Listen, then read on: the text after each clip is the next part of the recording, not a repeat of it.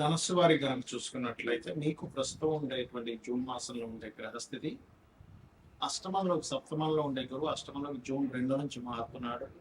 మరియు అదేవిధంగా సప్తమ స్థానంలో బుధ శుక్రుడు ఉన్నారు. ఆ శుక్రుడు 9వ తేదీ వరకు ఉంటాడు సప్తమంలో. దాని తర్వాత గురువుని నిలిచేరుకుంటాడు 23వ తేదీ వరకు. 23వ తేదీ నుంచి మనకి బుధుడు కూడా మారుతాడు. సప్తమంలో ఉండే బుధుడు అష్టమంలోకి. అర్ధాష్టమ శని మీకు నడుస్తుంది. 3లో రాహు ఉన్నాడు. ఆలోచన స్థానంలో సంతాన స్థానంలో కుజుడు అగ్నితత్వ రాశిలో కూర్చున్నాడు. మరియు అదేవిధంగా రవి 6వ భావంలో ఉంటూ జూన్ 15వ తేదీ నుంచి 7వ స్థానంలోకి వస్తున్నాడు. అలాగే కేతువు 9వ స్థానంలోని, చంద్రుడు 12వ స్థానంలో ఉండేటువంటి చంద్రుడు ఈ నెల మొదటి రోజు నుంచి 12 రాశులు తిరిగి రాశిలోకి వస్తాడు చంద్రుడు. మరి ఈ యొక్క గ్రహస్థితిని అనుసరించి మీకు ఎలా ఉండబోతుంది, ఏ దేవత ఆరాధన చేయాలి, ఎటువంటి విషయాల పట్ల మీరు జాగ్రత్త వహించాలి అనేటువంటి అంశాలు చెప్తుంది నేనైనప్పటికీ చెప్పిస్తుంది సాక్షాత్ లలిత అమ్మవారిగా భావిస్తూ ఆ లలితాంబిక అమ్మవారి యొక్క అనుగ్రహం మీకు పరిపూర్ణంగా కలగాలని స్ఫూర్తి కోరుకుంటూ, గతంతో పోల్చుకుంటే ధనభావాన్ని అష్టమ దృష్టి చేత వీక్షిస్తున్నందుకు మీకు ఫైనాన్షియల్ మ్యాటర్స్ విషయంలో లేకపోతే కొన్ని విషయాలు ధైర్యం చేయడం వల్ల కొంత ధైర్య సాహసాలతో కొన్ని చేసే కొన్ని ప్రయత్నాలు ఉంటాయి. విదేశాలకు ఉద్యోగం కోసం విదేశాలు పెట్టడం అనుకోండి, అది విదేశీ కంపెనీల్లో ఇక్కడి నుంచి ఏదైనా ఉద్యోగం చేయడం అనుకోండి, ఇటువంటి వాటికి అనుకూలిస్తుంది చెప్పాలంటే. అలాగే మీరు ఎట్టి పరిస్థితుల్లో కూడా 7-8 తేదీలు ఏదైనా అగ్రిమెంట్స్ సంతకం పెట్టడం ఇటువంటి విషయాల పట్ల ఖచ్చితంగా జాగ్రత్తగా ఉండండి. 9-10 తేదీలు మీరు ఏదైనా ఒక ప్రాపర్టీ తీసుకునే అంశాల పట్ల కూడా కాస్త జాగ్రత్తగా ఉండండి. అయితే ఇక్కడ ఎప్పుడైతే ఈ చతుర్థ స్థానంలో అర్ధాష్టమ శని నడుస్తుందో, ప్రధానంగా మీరు ఏదైనా ప్రాపర్టీ తీసుకునే విషయం పట్ల, అప్పు ఇవ్వడము, అప్పు తీసుకునే విషయాల్లో, అది కూడా ల్యాండ్ కోసం, ల్యాండ్ పెట్టుకోవడం లేకపోతే పేపర్స్ పెట్టుకునే అప్పు తీసుకునే విషయంలో ఖచ్చితంగా జాగ్రత్తగా ఉండాలి. మరియు సంతాన అభివృద్ధి, సంతానానికి కొంచెం ధనపరమైనటువంటి విషయాల్లో కొంత అభివృద్ధి, క్రియేటివ్ రిలేటెడ్ మూలంగా కొంత ఫైనాన్షియల్ గ్రోత్ రావడానికి ఉన్నాయి. కాకపోతే ఎంతైనా పంచమ స్థానంలో పంచమాధిపతి కుజుడు ఉన్నాడు కాబట్టి తాతయ్య మత్స్వార్థం కానీ అంటే సంతానంతో తెలియని కొంచెం స్ట్రెస్ అది ఉంటుంది. ఇష్టపడిన వారితో ప్రేమ వ్యవహారాలు, ప్రేమించిన వారితో కూడా. ఎందుకంటే కుజుడు ఎంతైనా కూడా కారకుడు కాబట్టి పుణ్యక్షేత్ర దర్శనాలు చేసుకోవడం చాలా మంచిది. సూర్యాలయాలు, గణపతి క్షేత్రాలకు వెళ్ళడం చాలా చాలా మంచి ఫలితాలు ఇస్తుంది. ఉద్యోగ అవకాశాలు ఉన్న ప్రాంతం నుంచి వేరే ప్రాంతానికి వెళ్ళడం ద్వారా ఖచ్చితంగా ఉద్యోగ అవకాశాలు వస్తాయి. ఇక మీరు నిత్యము ముఖ్యంగా నరసింహస్వామి యొక్క ఆరాధన చేయండి, అన్ని విధాల మీకు బాగుంటుంది. ప్రస్తుతం గోచారంలో ఉండేటువంటి గ్రహాల యొక్క స్థితి మూలంగా మనం ఆల్రెడీ కొన్ని నెలల నుంచి చెప్తూనే వస్తున్నాం. కుజుడు అగ్నితత్వ రాశుల్లో ఉన్నాడు కాబట్టి విపరీతమైన ఎండల వల్ల వచ్చే ఇబ్బందులు ఉంటాయి. ఇది కొంచెం జాగ్రత్తగా ఉండాలి. నీటి వల్ల వచ్చేటువంటి వైరస్లు, గురువు అతిచారంలో కర్కాటకంలోకి వెళ్ళాడు కాబట్టి ధరలు విపరీతంగా పెరగడం తగ్గడం, అది గోల్డ్ అనుకోండి, సిల్వర్ అనుకోండి, అన్ని కూడా మనం ఆల్రెడీ మే 11 నుంచే, May first week second week నుంచి పెరుగుతాయని చెప్పాం. అదే రకంగా పెరుగుతూ వస్తున్నాయి. అయితే ఇక్కడ ఏంటంటే ఈ గోల్డ్ మీద ఇన్వెస్ట్మెంట్ చేయాలా, సిల్వర్ మీద ఇన్వెస్ట్మెంట్ చేయాలని చాలా మంది అడుగుతుంటారు. భూముల మీద చేయాలని ఒకటే గుర్తుపెట్టుకోండి, మీ జన్మజాతకంలో కనుక రవి గురువులు బాగుంటే గోల్డ్ మీద చేయొచ్చు, ఎఫ్లెక్షన్ లో లేదు అనుకుంటే. చంద్రుడు బాగుంటే సిల్వర్ మీద చేయొచ్చు, కుజుడు బాగుంటే ల్యాండ్స్ మీద చేయొచ్చు. మీ చతుర్థ భావం కూడా బాగుంటుంది దాంతో పాటు, కుజుడితో పాటు, అప్పుడు ల్యాండ్స్ మీద మీకు కలిసి వస్తుంది.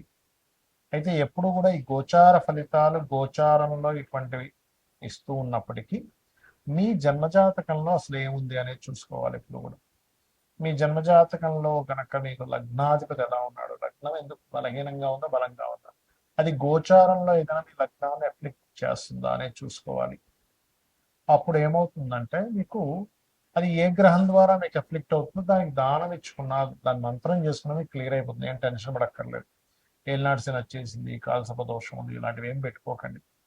మీరు నిత్యము మీరు మీ ఇష్టదైవాన్ని ఆరాధించుకుంటూ నిత్యం లలిత చదువుకోవడము, ఉదయం సాయంత్రం ఏదైనా చక్కగా ఒక ఆలయానికి వెళ్ళడం చేస్తే మీ చుట్టూ మీ ఆరాలో పాజిటివ్ ఎనర్జీ ఎప్పుడైతే వచ్చిందో దేనికి భయపడాల్సిన అవసరం ఉండదు. కాకపోతే ఇక్కడ ఏంటంటే ఆస్ట్రాలజీ ఎందుకుంది, జ్యోతిషాస్త్రం ఎందుకుందంటే మీకు ఒక మార్గం చూపించడం, జ్యోతి అంతే కదండి, వెలుగు, జ్యోతిష్యము అంటారు. కాబట్టి వెలుగునిస్తుంది. అసలు మీకు ధనయోగం ఎందులో ఉంది అనేది మీ జాతకం చెప్తుంది. ఈ మార్గంలో వెళ్తే, ఈ ప్రొఫెషన్లో ఉంటే, ఇది చదువుకుంటే, ఈ వ్యాపారం చేస్తే, ఈ ఈ సమయంలో వ్యాపారం చేస్తే, ఇటువంటి వాటికి సంబంధించిన సర్వీసెస్ లేకపోతే ఉద్యోగం చేయాలనే దాన్ని ఒక క్లారిటీ ఇస్తుంది. అదేవిధంగా మీరు చేసే ప్రయత్నాలు అనుకోండి, మీరు ఉండే డైరెక్షన్ అంటే మీరు ఎప్పుడు గృహం కొనుక్కోవాలి, ఏ డైరెక్షన్లో నివసిస్తే మంచిది అనేది మీ చతుర్థ భావం. సంతానం ఎందుకు అభివృద్ధి అవ్వట్లేదు, సంతానం కలగాలంటే ఏంటి, కలగకపోవడానికి కారణాలు ఏమిటి, కలిగినా ఎందుకు వారు అలా ఉంటున్నారు, దానికి రెమెడీ ఏం చేసుకోవాలని మీ పంచమ భావము. రుణరోగ శత్రుభావం అంటారు. అంటే మనం పూర్వజన్మంలో చేసినటువంటి కర్మలు రుణము రూపంలోని, రోగము రూపంలోని, శత్రు రూపంలో వస్తుందట. దాన్ని మీ ఆరోభావంలో ఉండేటువంటి గ్రహాల యొక్క స్థితిగతులను బట్టి మీరు దాన్ని సెట్ చేసుకోవాలి. అలాగే మరొక విషయం ఏంటంటే ఇక్కడ గమనించినట్లయితే ఈ జాతక చక్రంలో ముఖ్యంగా మీకు అష్టమం అంటే ఆకస్మిక సంఘటనలు, దశమం వృత్తి, లాభం వ్యాపార సంబంధించినటువంటి విషయాలు ఏవైతే ఉంటాయో ఇక్కడ ప్రధానంగా మీ యొక్క పర్సనల్ చార్ట్లో ఎలా ఉంది అనేటువంటి విషయాలను చూసుకోవాలి. అవి ఏమి చూసుకోకుండా కేవలం మీరు ఏళ్ళనాటి శని వచ్చేసింది, అర్ధాష్టమి శని వచ్చింది, దాని ప్రభావం ఉండదని నేను చెప్పట్లే.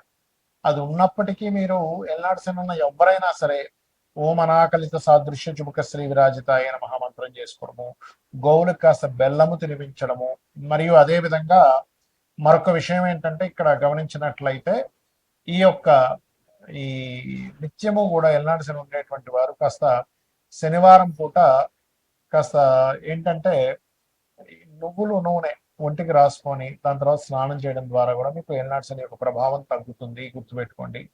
ఇక మీరు ఇంకొక విషయం ఏంటంటే ఇక్కడ మీరు అర్థం చేసుకోవాల్సింది, ఇన్వెస్ట్మెంట్స్ చేసే విషయంలో, విదేశాలకు వెళ్ళే విషయంలో కూడా ఒక సమయం అనేటువంటిది ఉంటుంది. ఎప్పుడు ఇన్వెస్ట్మెంట్ చేయాలి, ఎప్పుడు ఇన్వెస్ట్మెంట్ చేయకూడదు, ఏ సమయంలో ఇన్వెస్ట్మెంట్ చేయడం వల్ల మీకు మంచి ఫలితాలు ఉంటాయి, ఏ సమయంలో ఇన్వెస్ట్మెంట్ చేయకపోవడం వల్ల మీకు మంచి ఫలితాలు ఉంటాయి కూడా ఉంటుంది. అది మీరు గోచారంలో 12వ భావంలో ఏ గ్రహం వచ్చి కూర్చుంది అనేటువంటిది చూసుకోవాలి. అది మీరు ఇది సమయం మంచి సమయమా కాదా అనేటువంటి నిర్ధారణ ఇస్తూ ఉంటుంది.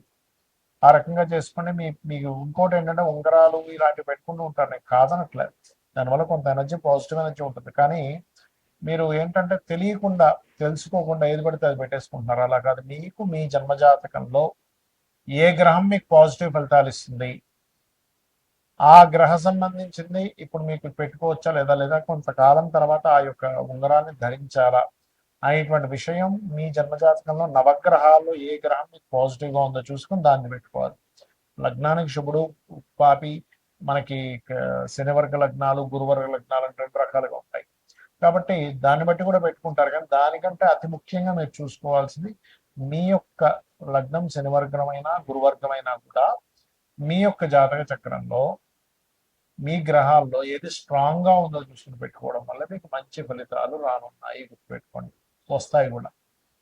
ఇక నిత్యము దేవతారాధన చేసుకోవడం, నిత్య దీపారాధన చేసుకోవడం చేయండి, మీకు అన్ని విధాలా బాగుంటుంది. శ్రీమాత్రే నమః.